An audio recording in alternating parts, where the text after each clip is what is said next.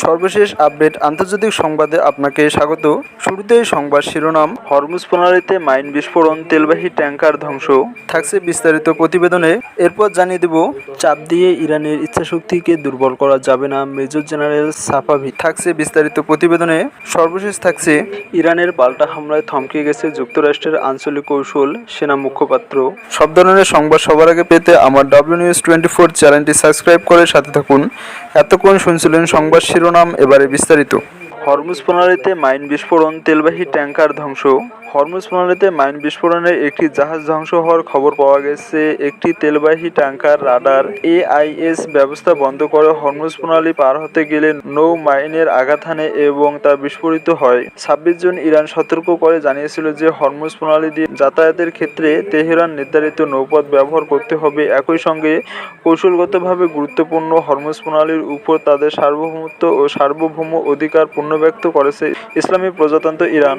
প্রাথমিক তথ্য অনুযায়ী ট্যাঙ্কারটি ইসলামী প্রজাতন্ত্র ইরান নির্ধারিত নৌপথ থেকে সরে গিয়েছিল। নির্ধারিত রুট লঙ্ঘন করে চলাচলের সময় এটি একটি নৌমাইনের আঘাত করলে এটি বিস্ফোরণের ঘটনা ঘটে।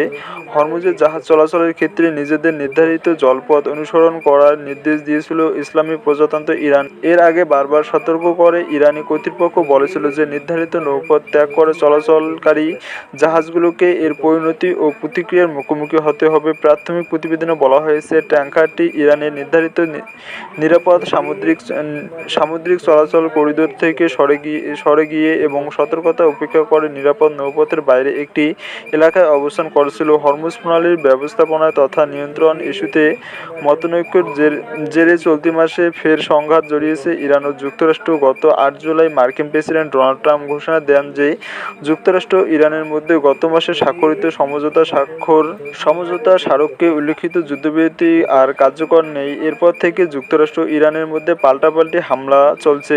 এর ফলে হরমুজ প্রণালী দিয়ে জাহাজ চলাচল ব্যাহত হয়েছে এবং বৈশ্বিক জ্বালানি সরবরাহ নিয়ে নতুন করে উদ্বেগ তৈরি হয়েছে। ইরান যুক্তরাষ্ট্র নতুন দফায় বিমান হামলায় 59 জন নিহত এবং 592 জন আহত হয়েছে। ইরানের স্বাস্থ্য মন্ত্রণালয়ের জনসংযোগ ও তথ্য কেন্দ্রের প্রধান হুসেইন কারমানপুর এ তথ্য জানিয়েছে বলে সংবাদ প্রকাশ করেছে মেহের নিউজ এজেন্সি। এর আগে 28 ফেব্রুয়ারি থেকে 10 এপ্রিল পর্যন্ত মার্কিন হামলায় ইরানের মোট 3,375 জন নিহত হয়, যার মধ্যে 2,875 জন পুরুষ এবং 496 জন নারী। এছাড়াও জরুরি বিভাগের চিকিৎসা তথ্য অনুযায়ী এ যুদ্ধে 118 জন চিকিৎসাধীন আহত হন এবং 26 জন নিহত হন। চাপ দিয়ে ইরানের ইচ্ছাশক্তিকে দুর্বল করা যাবে না, মেজর জেনারেল সশস্ত্র বাহিনীর সর্বাধিনায়কের সহকারী ও জ্যেষ্ঠ উপদেষ্টা বলেছেন। ইরানের সশস্ত্র বাহিনীর নতুন উদ্যোগ গ্রহণ এবং যুদ্ধক্ষেত্রের পরিবর্তন ঘটিয়ে শত্রুদের সমীকরণের প্রভাব ফেলেছে। তিনি আরও বলেন, ইরানি জাতির সহনশীলতা বৃদ্ধি পেয়েছে এবং শত্রুরা রাজনৈতিক ও অর্থনৈতিক চাপ দিয়ে ইরানি জাতির ইচ্ছাশক্তিকে দুর্বল করতে পারবে না। ইরানি ব্রডকাস্ট এজেন্সিকে উদ্ধৃত করে জানিয়েছে, major general Sayyed Yahya Safavi এই অঞ্চলের ঘটনাবলী এবং প্রতিরোধ ফ্রন্টের কথা উল্লেখ করে বলেছেন, আজ এই অঞ্চলের দেশগুলোর প্রতিরোধ ফ্রন্ট এবং বিশ্বের দাম্ভিক শক্তির মধ্যকার সংঘাত বিশ্বের অন্যতম গুরুত্বপূর্ণ ঘটনা। সশস্ত্র বাহিনীর সর্বাধিনায়কের সহকারী বলেন, ইরানি জাতি প্রতিরোধ ও নিপীড়ন ও উদ্ধতের মোকাবেলা রণাঙ্গনে আমাদের যোদ্ধাদের অবিচল উপস্থিতি ব্যাপক সাফল্য এনেছে।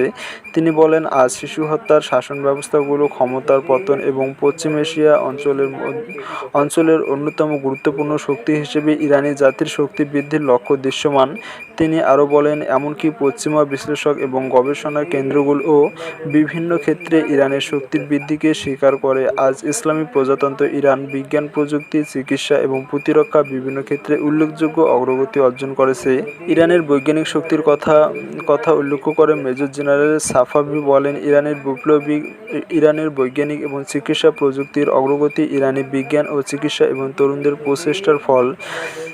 এবং এই সাফল্যগুলো প্রমাণ করে যে চাপ ও নিষেধাজ্ঞা সত্ত্বেও ইরানি জাতি তার অগ্রগতির পথ অব্যাহত রেখেছে। সর্বদিনায়কের সর্বোচ্চ উপদেষ্টা জোর দিয়ে বলেছেন, সাম্প্রতিক বছরগুলোতে ইরানি জাতির সহনশীলতা বৃদ্ধি পেয়েছে এবং শত্রুরা অতীতের মতো রাজনৈতিক ও অর্থনৈতিক চাপ দিয়ে ইরানি জাতির মনোবলকে দুর্বল করতে পারবে না।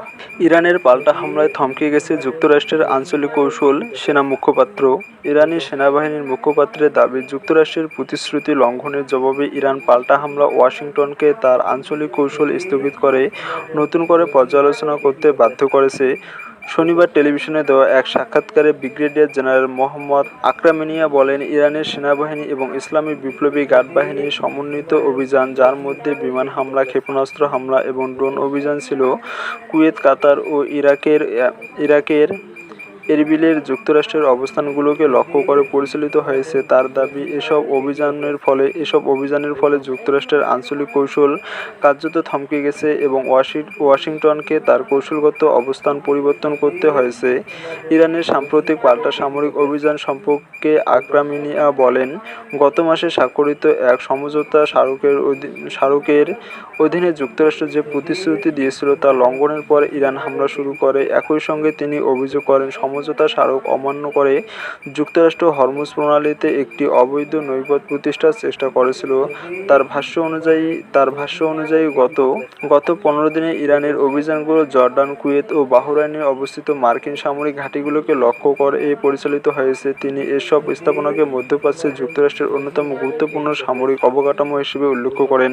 আকরামিনিয়ার দাবি, 2003 সালে ইরাক আক্রমণের পর বিশেষ করে মধ্যপ্রাচ্যে সামরিক অবকাঠামো গড়ে তুলতে যুক্তরাষ্ট্র কয়েক দশক ধরে বিপুল পরিমাণ বিনিয়োগ করেছে। ফলে এসব ঘাঁটি ওয়াশিংটনের আঞ্চলিক সামরিক কৌশলের গুরুত্বপূর্ণ ভূমিকা পালন করে আসছিল। তবে ইরানের পাল্টা হামলার ফলে অঞ্চল জুড়ে বেশ কয়েকটি মার্কিন সামরিক স্থাপনা এতটাই ক্ষতিগ্রস্ত হয়েছে যে সেগুলো আগের মতো কার্যকর পরিচালনা করতে পারবে না, এমন দাবি করেন তিনি। এর উদাহরণ হিসেবে বাহরাইনে অবস্থিত মার্কিন পঞ্চম নৌবহর ঘাঁটির কথা উল্লেখ করে ইরান সেনা মুখপাত্র। তার দাবি, ইরানে অভিযানের পর ঘাঁটিটির কার্যকর ক্ষমতা ব্যাপকভাবে ক্ষতিগ্রস্ত হয়েছে। এদিকে মার্কিন প্রেসিডেন্ট ডোনাল্ড ট্রাম্প ইরাকের কুর্দিস্তান অঞ্চলে অবস্থানরত সরকার বিরোধী গোষ্ঠীগুলোকে যুক্তরাষ্ট্র অস্ত্র সরবরাহ করছে বলে স্বীকার করেছেন। এমন দাবি করে আকরামিনিয়া বলেন, ইরানের হামলায় ওই গোষ্ঠীগুলোর কার্যকর সক্ষমতা নষ্ট হয়েছে এবং এরবিলে মার্কিন সামরিক অবকাঠামো ব্যাপকভাবে ক্ষতিগ্রস্ত হয়েছে।